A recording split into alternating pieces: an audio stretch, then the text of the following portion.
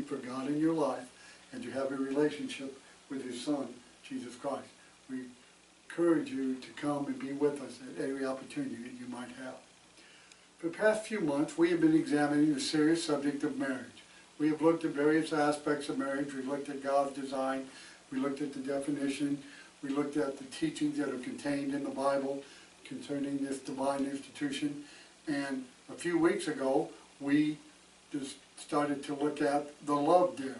And we've been looking at the characteristics of true love that we find in 1 Corinthians chapter 13, verses 4 through 8. And we've been examining these characteristics one at a time. We're going to conclude this lesson and this series this morning in looking at the LoveDare. We ended up looking at love hopes all things. In Philemon chapter 1, verse 20 and 21, yes, brethren, let me have joy from you in the Lord. Refresh my heart in the Lord, having confidence in your obedience. I write to you knowing that you will do even more than I say. You see, Paul had hope. He had hope that these brethren would follow through with their commitment not only to the Lord but to him personally. And if you read that letter, it's very short, we find out that that's indeed what they did. But Paul hoped that. He had that hope, that intention, that they would be faithful to their commitment.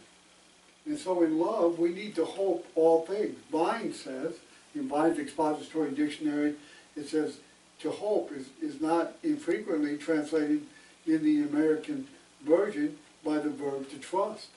Robertson's word picture says, sees the bright side of things, does not despair. I think that's a good thing. We see the bright side of things. We focus on the good. Adam Clark says, it is ever ready to believe the best of every person and will credit no evil of any but on the most positive evidence. Gladly receives whatever may tend to the advantage of any person whose character may have suffered from overseas and distraction, or even justly because of his misconduct. Now, again, notice in this definition that will credit no evil of any but on the most positive evidence. Again, we don't jump to conclusions, and we don't put the worst possible spin on circumstances or situations. Does not expect perfection. Many times couples expect the impossible for one another, and that will always lead to disappointment. We need to be realistic in our expectation for what we expect from our mate, and that should be reciprocal for both parties, for husband and wife. We need to be realistic in our expectation. We need to talk about our expectation. And then when there's things that come up that maybe we're struggling with or we're not happy about, don't brood, don't mope, and don't get in a bad mood. Sit down and discuss them and find a solution in order to fix whatever problems there might be between the husband and wife. But what I want you to see here is that we don't expect the impossible. If you expect more than your mate's willing to do and able to give, then you're always going to be disappointed, and it's going to make you very unhappy. We need to be realistic, and we need to be understanding, and we need to be open and fair to one another. Love is optimistic and encouraging, helping one another grow spiritually, doesn't constantly complain. Are you a fault finder? Are you a nagger? Do you always look for something to complain about? Do you just nitpick your spouse? Do you just complain about everything she ever does that's wrong or he does that's wrong? And do you just keep going over it and over it and over it? What you're doing, you're killing feeling, you're killing affection, you're killing the love and the respect that your mate has for you, and that's going to have a very disastrous effect on your relationship, and it's going to make you and her very unhappy. And so we need to be realistic. We need not to expect the impossible, and we not need to be a fault finder or a nagger or someone that's always trying to emphasize the fault instead of dwelling upon and focusing on the positive. Are you a constant, optimistic encourager to your spouse, or do you have a negative attitude? Husbands and wives, this is a choice. We have a choice whether we're going to be encouraging, whether we're going to be optimistic, whether we're going to hope for the best, and that we're going to gravitate that way, and we're going to emphasize that. And when we have a mistake or when things happen, then we correct them and we don't dwell on them and we don't continually bring them up and we don't continually harp on them. Because what you're going to do is you're going to kill love, you're going to kill affection, you're going to kill respect. And that's going to make the relationship very unsatisfying and unfulfilling, and you're going to become very unhappy. And so true love hopes all things. It hopes all things for the best. And when it's not the best, then we correct whatever wrongs or faults that need to be corrected, and we move forward. And we don't go backwards, and we don't dwell on it, and we don't harp on it, and we don't hang it over our spouse's head. When we do that, we're going to kill the love within that marriage. And so love hopes all things. Next, love endures all things. Genesis 29:20. So Jacob served 7 years for Rachel, and they seemed only a few days to him because of the love that he had for her. You see, he had to serve for his wife for 7 years. For 7 years he had to work for his father-in-law Laban in order to gain Rachel for his wife. And then when he was given Leah, by his father-in-law tricking him, he worked another 7 years. He obligated himself for another 7 years in order to have her for his wife. Why? And he endured all that. Why? Because he loved her. He endured that because he loved her, and it seemed but a few days. Thayer Greek English Lexicon says to endure, bear bravely and calmly, absolutely, even ill treatment. In 1 Peter chapter 2, verse 20, it says, for what credit is it if when you are beaten for your faults, you take it patiently? But when you do good, you suffer, and you take it patiently. This is commendable before God. Even if you are ill-treated, you should be willing to endure it for the love that you have for your mate. And then you can sit down and talk about what that treatment was and how maybe you could correct that behavior. But you endure it, and you don't beat your mate over the head with it, and you don't continually bring it up and browbeat them, because you're going to kill the love in the relationship. The Bible Knowledge Commentary says, remain steadfast in the face of unpleasant circumstances. Ladies and gentlemen, in marriage, there's not always going to be, everything's not always going to go the way you plan. There are going to be things that will come up. There are going to be things that will be unpleasant. There will be things that both of you will have to endure that you would not, rather maybe not endure. But there are circumstances that can't be avoided. And instead of making both of you miserable, and instead of dwelling on it, then you just endure it. You just patiently wait for it to pass, and you don't let it damage your relationship. There are going to be difficult moments in everybody's marriages. There's going to be family situations, might be financial situations, might even be physical situations that come up. And those things are going to have to be endured. We're going to have to be long-suffering. We're going to have to demonstrate love by being patient and let those things run their course. If we don't, we're going to destroy the love within the marriage. Love is unconditional. It is not predicated on the actions of its object. You know, when we took our vows, we said for better or worse. That doesn't mean that we'll never get to worse. There's going to be things that happen within the marriage, and you must be willing to endure them. True love withstands hardship, though threatened and challenged, mistreated and rejected. Love refuses to give up. Let's just say, for an example, your mate gets cancer. She's going to have to go through, many treatments. She's going to lose her hair. She's going to be tired. She's going to be sick for a period of time. Are you going to endure that? Are you going to love her? Are you going to encourage her? You're going to try to help her through that? Or are you going to focus on yourself and about how distressing it is for you, and how much of the time and you used to spend together, you can't spend that together now because of what she's going through? Again, you're going to have to endure that. If your mate has to be away for a number of weeks because one of your children, your grown children, is having a problem and needs help with the kids, and they live in another state and she has to be gone for 2 or 3 weeks, are you going to get angry about that? You're going to get upset about that? Are you going to endure that? Are you going to be helpful? Are you going to encourage her to do it? Or if he's got to go away on a trip, You know, in my occupation as a minister, I just, not many months ago, I went away for a month to the Philippines. My wife had to take care of things here while I was gone for a month. I know it's a lot better. I'm sure it was very difficult. There's many things she had to do that I would normally do. There were many things that she had to take care of. But she's wanting to do that. Why? Because of the love she has for me and because of what I'm doing. Again, that's what marriage is all about. We endure all things. We don't give up. When it gets tough, we endure it. We find a solution. We fix the problem. We get over the mountain. We get over the hill. And we know that it's temporal and it's not going to last. And we don't let it destroy the love that we have for one another in our marriage. How tough is your love? You know what? You're going to find out, ladies and gentlemen. There's going to be valleys in your marriage, and you're going to find out just how strong your love is for your mate. You're going to have things that you're going to put your love to the test. And you're going to find out if you're willing to endure those things in order to maintain the relationship and the love that you profusely espouse to your mate.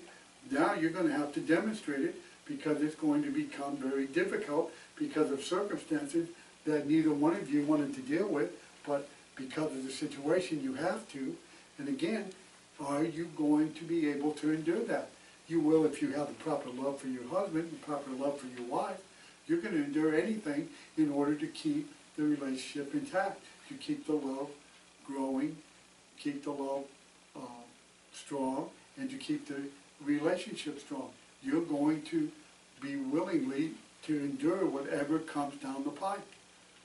Will you do that? Will you demonstrate your love, or will your mate find out that your talk does not match your actions? Again, how tough is your love? Are you willing to endure some things and become uncomfortable, and some things you'd rather not deal with, all because of the love for your mate? God says that we should be willing to do that. And again, I'm telling you, in your marriage, those times are going to come, and we must prepare for them. Love never fails. 1 Corinthians 13:13, and now abides faith, hope, love, these three, but the greatest of this is love. Now, love never fails. Thayer says, absolutely, to perish, to fail, properly, to fall from a place which one cannot keep, fall from its position, to fall powerless, fall to the ground, be without effect. And then Clark says, this love never falleth off, because it bears, it believes, it hopes, it endures all things. And while it does so, it cannot fail. It is the means of preserving all other graces. Indeed, properly speaking, it includes them all, and all receive their perfection from it. I like Mr. Clark's definition here. I want you to look at this again. This love never falls off. Why? This love endures. This love will last. This love will never stop. Why? Because it encompasses all the things we've been talking about. It bears, it believes, it hopes, it endures all things. And while it does so, it cannot fail. It is the means of preserving the relationship. When we learn to do all these things, we're going to preserve the relationship. We're going to make it stronger. We're going to make it more vibrant. We're going to make it more loving. We're going to make it more personal. And we're going to have deeper, deeper feeling. Again, marriage has pits and valleys. And we're going to have to kind of be flexible. And we're going to have to roll with the punches, as we say. And so love never fails. When we have the proper love for our mate, nothing is going to separate us from that relationship. Nothing's going to damage it. Nothing is going to cause ill will to come into it and to destroy it if we have love, the proper love one for another. There's no expiration date on true love. Love just doesn't wear out. I've had people come into my office who are in marriages and they're unhappy, and I had a fellow, friend of mine, a fellow come in his office one time and said, well, I just don't love her anymore. Well, my friend told him, he said, well, as I see it, you only have one option. Well, he was hoping you would tell her that maybe you need to put her away and maybe go out and find you somebody else that will make you happy. No, that's not what he told him. He told him what he needed to do is start loving her again. He needed to find out what went wrong and correct it, and he needed to start loving her again. That's the kind of love that must exist in a marriage. The kind of love that doesn't give up. When things get tough, we get tough. When whatever needs to be done, whatever attitudes, whatever things need to change, whatever needs to be corrected, whatever faults need to be corrected, whatever things that we've done that need to be changed, whatever it takes, we're never going to allow the relationship to be destroyed because of actions or circumstances or because of changes in ourselves. Love doesn't wear out. Love is based on commitment. Marriage is a covenant that is to last as long as both shall live. You remember we looked at this earlier in these lessons. Whatever God has joined together, let not man put asunder. We looked at that in Matthew 19:6. We also looked at Romans chapter 7. It says, as long as he liveth, it is a lifetime commitment. One man, one woman for life. And nothing that happens is to desecrate that relationship. And we will always, in every way, we are always to maintain and endure whatever comes in that marriage. You remember something I told you in the very first few lessons we dealt with this subject. When we become married, we're no longer one, we're two. We're one unit. Whatever affects one affects the other. And we work together. We don't work against each other. We work together. True love in the marriage will be able to sustain anything that life can throw at you. There's nothing that life could throw at you that you will not be able to endure, to be able to get over, if the proper love exists between the husband and wife, and it is demonstrated and expressed in every area of our marriage. And if it is, that kind of love never fails. That's why people stay married 60, 50, 60, 65, 70 years. That's why people stay married that long, because they had that type of love. It is something you work at. It doesn't just happen. It's something you have to work at. It's something you have to really put your effort into in order to accomplish. Do you have that kind of love for your mate? When two people truly choose to love one another in marriage, they are ensuring the permanency of the relationship. This is not something we're going to try for a while. It's not a trial and error. It's not something we're just going to see how it is, and then if it doesn't work out, then we'll get out of it and we'll get in another one. Unfortunately, that's the way a lot of people see marriage. They see marriage, well, we'll get married, and if it doesn't work out, well, we'll just get a divorce. I would never and will never marry somebody that goes into marriage with that kind of attitude. Any person that I marry, and I marry who I choose. I don't have to marry, I'm licensed to marry anyone, but I don't choose to marry anyone. Anyone that I have the privilege and honor of joining in matrimony, I have classes with them, and I need to be convinced that they understand what is called upon them as a husband and a wife. What does God expect of them in this marriage? What do they expect of one another? And to understand that it's a lifelong commitment. And if they're not willing to give themselves to that, if they're not willing to put themselves in that position, then I'm not going to marry them, because that's doomed to fail. That's inevitably going to end in disaster. And so you've got to have the proper love that's going to ensure that permanency, that this marriage is not going to end until the death of one of the parties. And again, that doesn't just happen. You have to work at it. That's what love never fails. Love never gives in. It never gives up. It just keeps moving forward. Now, God designed marriage for our good. In Proverbs 18, in verse 22, God's word says, whoever findeth a wife findeth a good thing and obtain favor from God. Marriage was to be a blessing for both man and woman. If we are teachable, we will learn to do the one thing that is most important in marriage, and that is to love. Love is more than a feeling. Love is something that is expressed, it is demonstrated, it is active, it is living. It is something that is demonstrated every day in every way in the things that we do and say in our marriages. One of the reasons that marriage doesn't work in many people's life, and why 50% of divorces, marriages today end in divorce, is because the proper foundation of love is not there. People don't understand what love is. We have tried in these lessons these last 2 weeks, we have tried to give you the definition and the understanding of love from God's perspective. the kind of love that must exist in a marriage in order to give it permanency, to give it an enduring quality, to be able to be encouraging, to be able to grow together, and to be able to overcome whatever life can throw in its path. Requires humility, desire, and courage. You know how you felt the day you were married? When you walked down the aisle, she's now your wife, he's now your husband. You know the love and the feeling of love that you had? That should grow over time. That shouldn't just be a one-time thing. It's not something that fades in time. It's something that should grow stronger in time. It should mean more in time. And it should be more tender and more affectionate and more stronger as the years go by. But it cannot be if we go into marriage in unrealistic expectations. And when we do that, we're going to find ourselves that we're going to be disappointed, we're going to be unsatisfied, and that's what leads people to commit sin within the marriage because their expectations are unrealistic. And when they have problems, instead of dealing with them, instead of sitting down talking about them rationally, intelligently, we just kind of go our separate ways and not going to inevitably end very badly. And so that's because we don't have the proper courage to do the things that it will take in order to make the love in marriage never die, to continually burn. We need to continually fan the flame of love in marriage. If you don't do that, your marriage will suffer for it. Love is a command. Love's a choice. Instead of following our heart, we must lead it.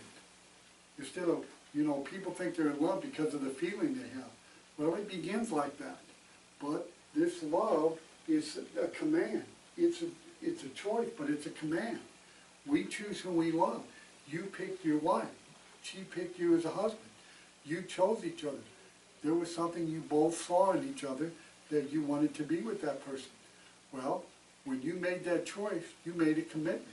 You entered a covenant. And you entered a covenant with God. And you entered a covenant with your mate. And God expects you to be faithful to both parties, to him and to your mate. And he expects you to, the love that brought you together, the love that cemented this relationship, is to just grow dearer, sweeter, fuller, and to mean more as the years go by. But during that time, there's going to be a lot of obstacles. There's going to be a lot of things that are going to enter this relationship that could have the ability to harm it. Children are given as a blessing to us in marriage. They were not given as competition. You know what? You're to love your children, but don't forget about your mate. You can't love your children more than you love your spouse. That's a mistake. If the wife who loves her children, and she loves her children above the love that she's to have for her husband, the husband will grow tired of that and he'll go look for that somewhere else, and that's going to lead to disaster. And the same way with the man. He can't leave all the responsibility of the children to his wife because he has an equal responsibility in the sight of God to bring up those children. But those children, they have to be loved, they have to be trained, they have to be brought up in nurture and admonition of the Lord, but we can't forget about our relationship as husband and wife. Too many times, people throw so much time and effort into their children, they forget about their relationship. They forget about themselves. And then when the kids are grown, they're out on their own, and now, again, it's just you and him. Now there's nothing to build on because you've let the fire go out, because you haven't nurtured it, you haven't fanned the flame, you haven't built it, you haven't made it stronger and richer, and now you just drift and go apart, and people stay together, but they're very unhappy, and they really don't really love each other. That's sad, but that tragedy plays out every day. And again, it's a misunderstanding of the basis of what makes a marriage a good marriage. A good marriage is one that will do all the things that we studied in these lessons. Love suffers long. It is kind. Love does not envy. Love does not parade itself. Is not puffed up. Does not behave rudely. Does not seek its own. Is not provoked. Thinks no evil. Does not rejoice in iniquity, but rejoices in the truth. Bears all things. Believes all things. Hopes all things. endures all things. Love never fails. Ladies and gentlemen, this is an ironclad guarantee from God how to make sure your marriage never is unhappy, unfulfilling, unsatisfying, and will never end until the death of one of the parties. You have to have this type of love. But this type of love is something you must learn and you must perfect. And you must constantly, every day, work on it in order to perfect it. And then when you perfect it, you must continually do it in order to bring into the relationship what needs to be in order that the marriage will be strong, vibrant, loving, and it will last and it will endure. Because there will be things that will try to tear you apart. There will be things that happen within your marriage that are going to be difficult. And you're going to need each other. And there's going to be things that happen that you didn't expect, things that you didn't plan on, things that you really would like to take a pass on, but you can't. One of you might get sick. There may be a traumatic thing happen within your family with your children. I mean, there's many things that can happen within a relationship. And while those things are difficult to deal with, you can't let it destroy the love that should exist between the husband and wife. In these lessons, and especially these last few lessons, we have tried to emphasize that the kind of love that is needed and necessary in order to make a marriage last, to make it fulfilling, to make it satisfying, and to make it happy. If this type of love is not there, you inevitably are going to be unhappy.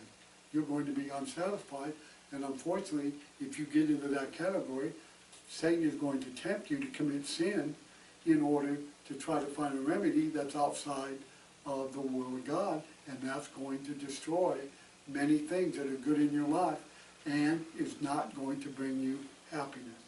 You may think it will, but it will not. It will destroy every good thing in your life. And so, in all of these lessons, ladies and gentlemen, as we bring this lesson and this series to a close, marriage is a God-given institution. It works, it's relevant, and it can only be as good as the people who are in it. We must look at God's law, we must make sure we live within the parameters of that law, and we must do the things that God has told us in His Word to make the relationship loving, fulfilling, satisfying, and most of all, permanent, and make it the commitment that we made when we stood before God and my friends, and we said, until death do us part. And we can't do that if we don't have the proper love. First and foremost to God, and then for